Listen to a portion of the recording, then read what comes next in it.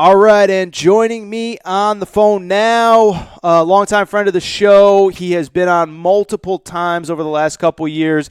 The head coach of the University of Arkansas, Eric Musselman. Coach Muss, how you doing today? I'm doing great, Aaron. Thanks so much for having me on again. Well, I always appreciate you coming on. And I was thinking back as I was preparing for today's interview. You know, last time you and I spoke, you had just gotten to Arkansas, maybe been there a month, 6 weeks, whatever. You were kicking your feet up. You were hanging out at baseball games. You were having a good time.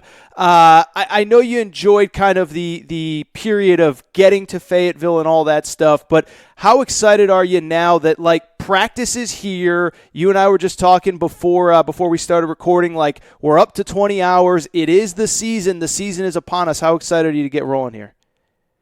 Well, I think everybody's excited. You know, it's so interesting. I love reading every time, you know, before an NBA season starts, how everybody is excited and thinks they have a good team, and everybody in the NFL before a season thinks they have a great team and they're excited.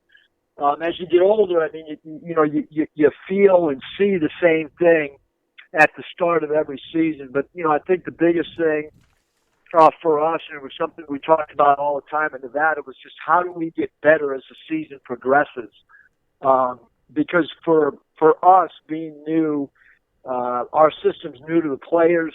We're new as coaching staffs with the players. So both player and coach are trying to figure out what's the best system, what's the best style of play, who's our go-to guy at the end of games.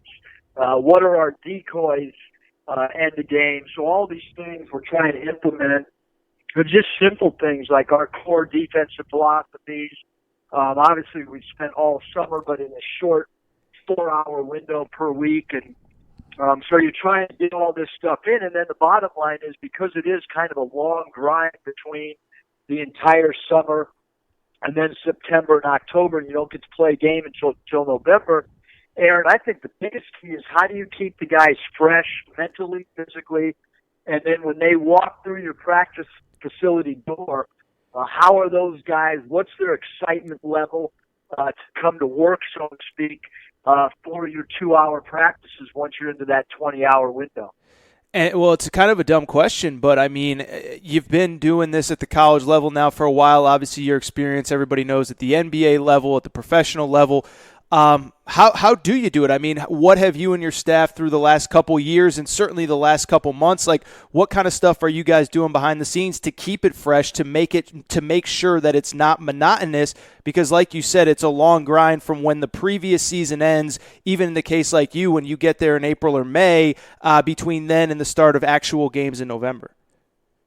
I think the biggest thing, you know, is one, we're trying to get to know each other, and it's even if you weren't a new staff with, you know, some new players, you know, in today's world, you know, guys have headphones on even pregame when they're shooting, and when you get on a team bus or an airplane, guys have ear pods in, and there's not a lot of communication. So one of the things we've really tried to do is find out about our guys, have them get up in front of the team. This week it's Superhero Week, so we privately ask each player who his favorite superhero is.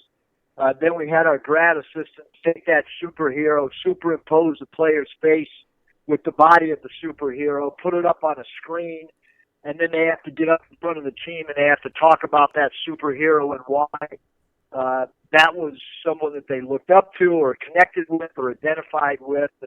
So that's what we're doing this week. But, you know, it's so interesting when I go back in time and think about some of the coaching idols that I've had or people that I've looked up to, people like Pat Riley. You hear about some of the stuff that he did in the middle of his film sessions to kind of jolt the team, or Phil Jackson pulling movie clips and putting movie scenes into his video splices. And right now there's been some great articles about the Green Bay Packers' new coach, Coach LaFleur, what he's been doing with his team by having trivia questions or spelling bees, those type of exercises with his team, implementing a basketball court in the middle of a hoop in the middle of their team meetings to try to form a culture of competition. So I just think that, the big thing is you got to have fun, but you got to have a serious mindedness about yourself.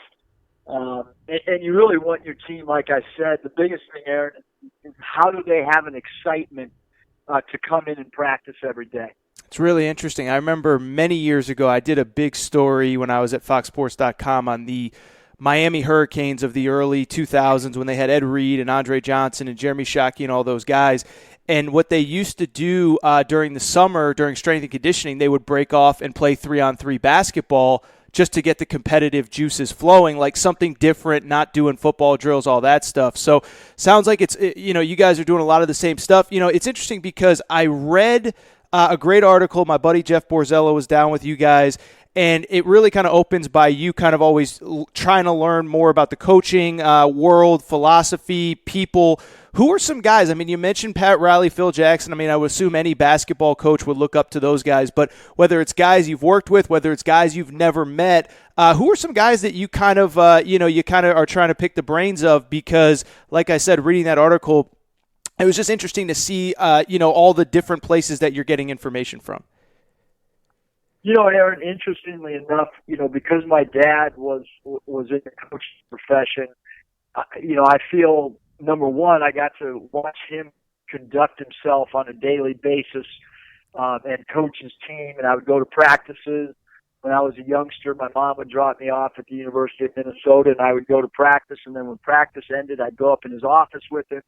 He'd stay in his office till 9 o'clock at night watching film, and then he and I would go home. I'd go back to school the next day, and it would start all over again. Mm-hmm. And then you're exposed to going on road trips with teams as well when you're growing up and your dad's coaching. And then I was a ball boy for the San Diego Clippers. To be inside a locker room when you're a junior high level, away from your dad. My dad wasn't coaching at that particular time, so it's a different, dynamics when your dad's hanging around and then when you're actually working. And it's so interesting, the opposing players, because I was assigned to the opposing locker room. It was interesting. The guys that were rude, the guys that were cool, the guys that tipped, and usually the great players were the guys that were the best people to be around. But I look back and I think one of the most impressionable moments of my life, I was in sixth grade. My dad had a meeting with Paul Brown, the head NFL coach of the Cleveland Browns and then later the Cincinnati Bengals.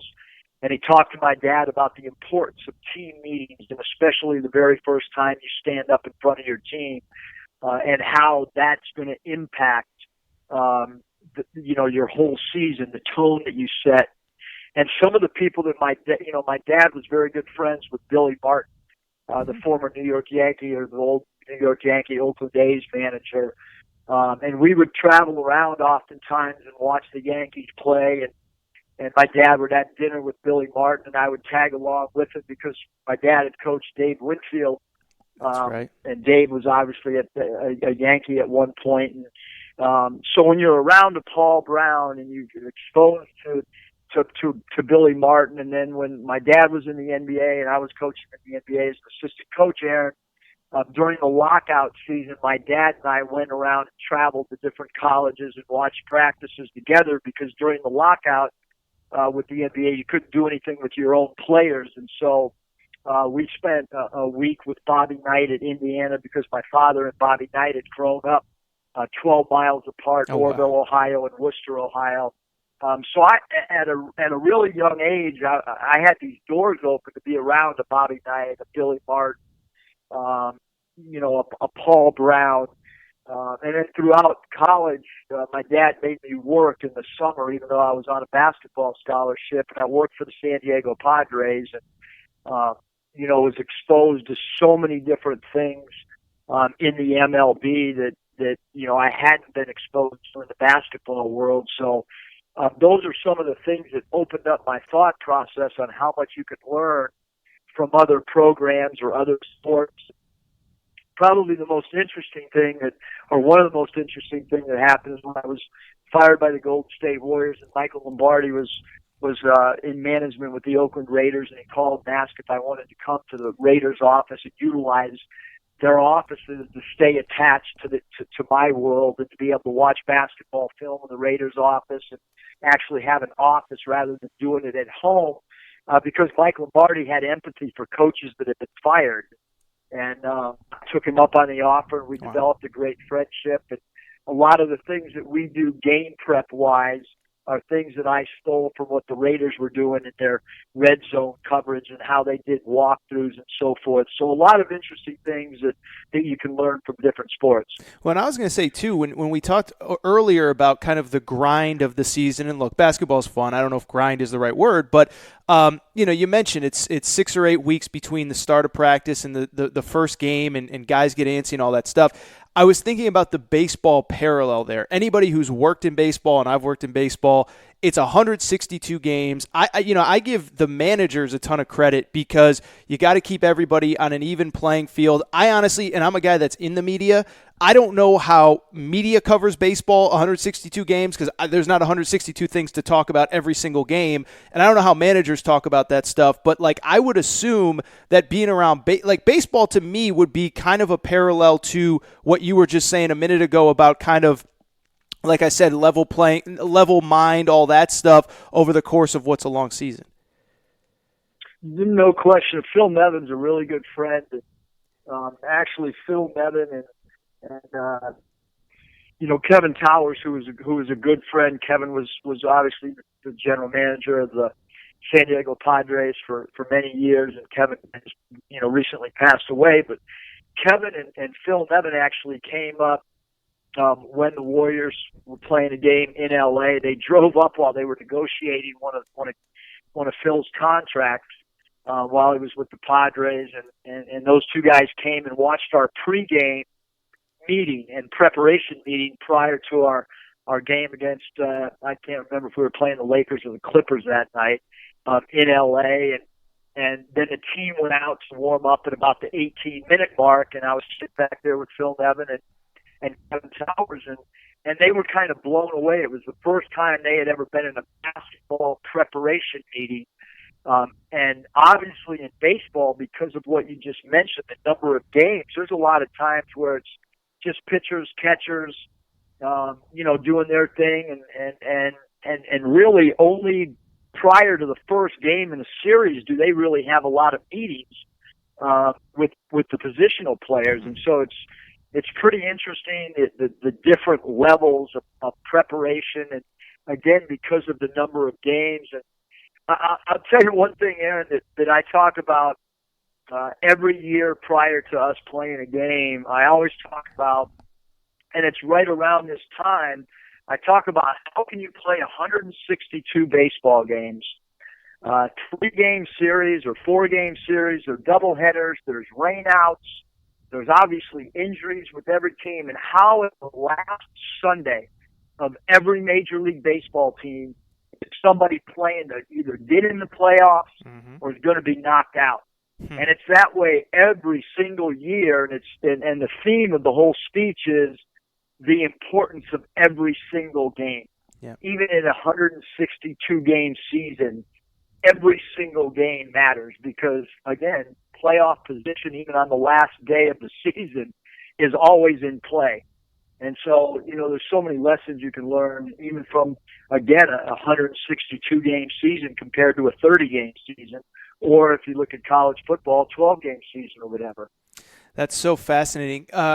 In another direction, one thing that you and I have talked about in the past, I mentioned the relationship you had with your dad.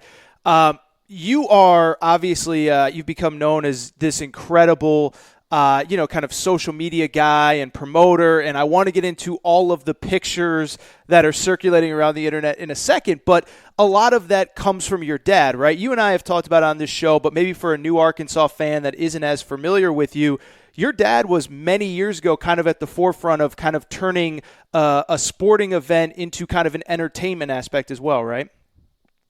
Yeah, there's no question that, if so, when I was really, really young, he was coaching at Ashland College, and he came up with a pregame warm-up that if you search online, you you can kind of find it, but it was a Harlem Globetrotter-esque pregame warm-up that they did. It took about 7 minutes to do this warm-up, and he had a guy on scholarship that could ride a unicycle. Right. He had a guy on scholarship that was a juggler. And that Ashland College was sold out every night, standing room only. He parlayed that into the University of Minnesota. He brought pregame warm-up there.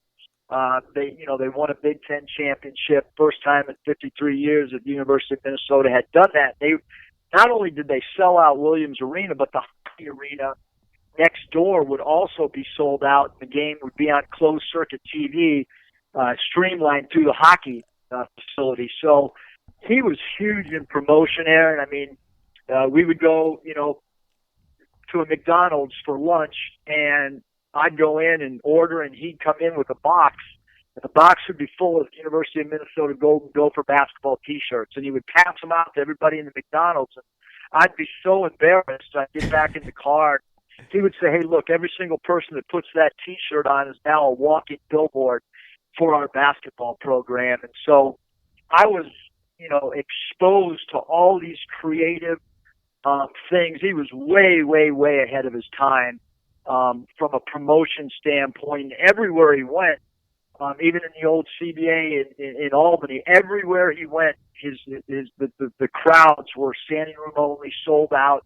And it's because he felt like it was an entertainment, not just basketball. And, so I've learned a lot, tried to take all that. And the funniest thing about all this, Aaron, is, my dad from afar was always thought of as really old school, overly disciplined.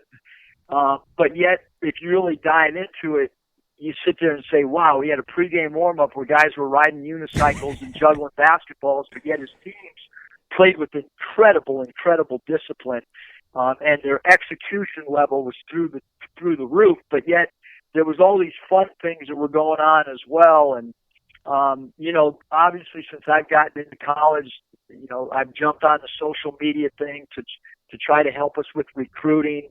It was funny videos, at Nevada. Now they turned into things with recruits now, pictures of reincarnated NBA scenes and so on. But before the college, I was kind of, same thing as my dad. I think the perception was X and O's, disciplined, hard nosed, no nonsense.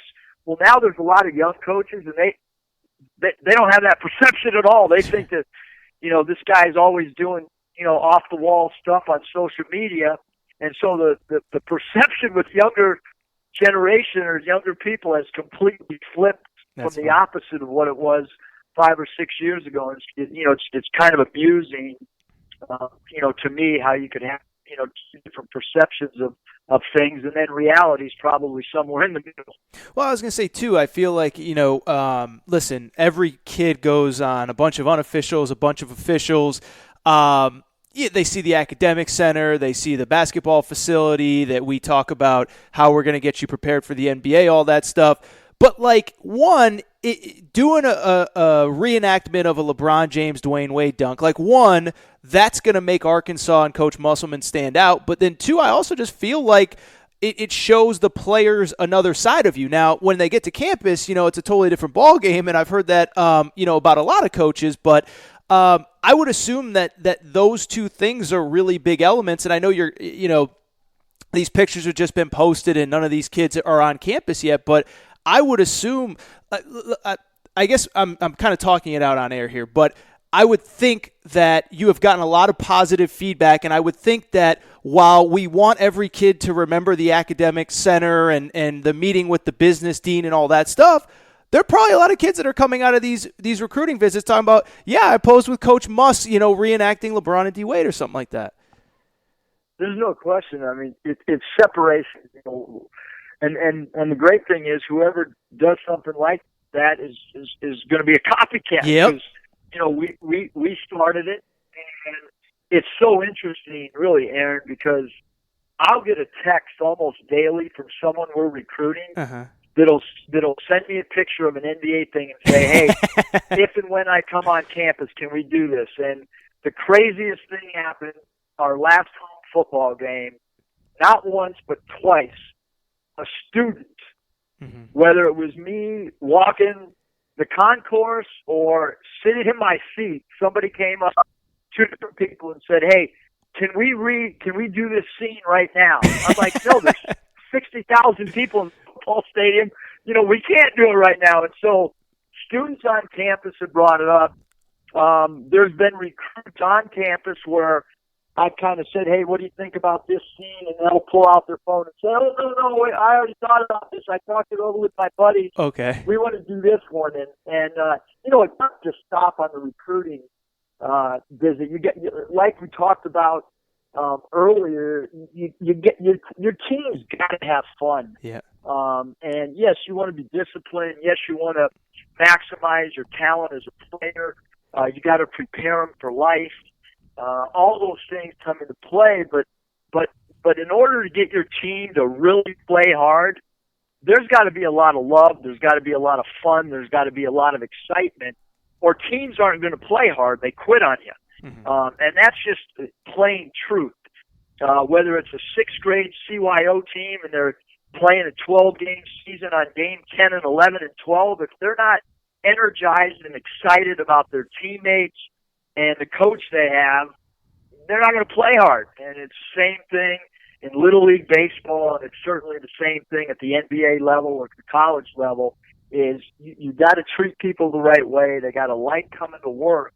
And if that's the case, then you should get a team to be able to play with maximum effort and energy.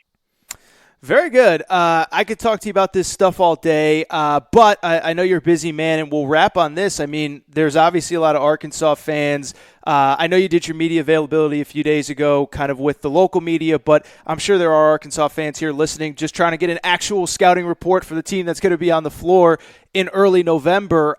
It's early, but it kind of what we were talking about earlier. It really isn't that early relative to the fact that you've been working with these guys in some form or fashion all summer long. Just looking over your roster, the way that I kind of see things from the outside, and please correct me if I'm wrong, is that it feels like a little bit of a smaller team, which isn't necessarily a bad thing in this kind of modern era of basketball. Not a ton of size, but it seems like there's a lot of shooting, a lot of guys that can score in a lot of different ways. I mean, how do you evaluate your guys as we get set here now? We're like a month from the start of the season. Well, Aaron, I think number one is, we have 2 point guards that got experience that have both played a lot of minutes. Obviously, Jalen Harris as a starter played a ton of minutes last year, and Jimmy Witt played a lot of minutes at SMU. So we do have experience at that point guard position. And then Isaiah Joe is one of the best shooters with incredible 3-point range at the off guard, and Desi Sills started towards the end of the season last year, and Desi had a good freshman season. And then Mason Jones, when we look at our small forward spot, Mason averaged right around 13 points a game. Him and Isaiah Joe were both double-digit scorers, right at 13 between the two of them. And so those two guys from the wing to spots can really shoot the ball. Mason, we need to continue to work on his consistency on a daily basis, and then we get to our 4-5 spot, and we had a grad transfer in Scylla who can play the 3 and the 4, and Adrio Bailey has played a lot of 4-3, and this year he's going to have to play a lot of 4-5 for us, and then Ethan Henderson is a guy that is going to have to be a great rim runner and a guy that provides energy for us. And Reggie Shaney is a strong player who's probably a natural 4 who's going to have to play some 5. So we have a lot of pieces, but we're going to have to kind of interchange at the 4-5 spot when we go small and play really small ball. We'll probably play Mason Jones at a little bit of that spot. And it'll be interesting, Aaron, because some of the things that you have to make decisions during the course of the game, fans can't understand is, let's say we're getting out rebounded and we're playing with what for us is a bigger lineup, but we're getting out rebounded, and then we might have to go smaller. And the thought process is, as a coach, is, hey, we're already getting out rebounded with our bigger lineup, so now let's put some pressure on the defense and try to create a little bit more offense if the rebounding is already a problem. And so those are some of the dilemmas and some of the scenarios that we are trying to walk through as a staff from a mental standpoint, and we're trying to put ourselves right now, right around this first week of October, what situations could we be in during the course of a game, and then what would our rotations look like to try to counter that particular situation. And a lot of people do that mental exercise once they get into conference play, after they've had, some non-conference games, and you've got 10, 11, 12 games into your season. We want to try to be proactive and go through those exercises mentally as a staff prior to our first game. Unbelievable stuff. Coach Eric Musselman, head coach, University of Arkansas. I love doing this, man, and I genuinely always appreciate every time you make some time, especially now that the season's underway, now that practices are underway. I know how busy things are, so I say it every time, but I sincerely mean it, Coach. I genuinely appreciate the time, and I know we'll catch up sometime down the road, but until then, best of luck to the Hogs. Well, the reason I like doing this, Aaron, with you, number one, when I'm working out, I love to listen to your podcast. Wow, so, thank you. I owe you, you don't owe me, because you entertain me many mornings with your podcast. And then the other thing is, let's face it, you have some legendary status in this state. So I do. And some Hog fans want you to come watch a home game, so I'm going to continue to stay on you until we get you here in Northwest Arkansas and get you in Fayetteville. That's our goal this year. All I'll say is there have been some private texts back and forth between myself and at least one media member in Arkansas. We got to find a sponsor. I don't know if Sam Walton listens to this show or, whoever's running that Walmart chain or whatever, but whoever it is, and by the way, any Arkansas business owners want to get involved, get a sponsor to get me down to Fayetteville. Trust me, I've already looked at the schedule. I already have a couple circled, but we're gonna try. We're gonna try to make it happen. I try not to make any promises I can't keep, but we're gonna try really hard here. Sounds good, Aaron. Thanks so much for having me on.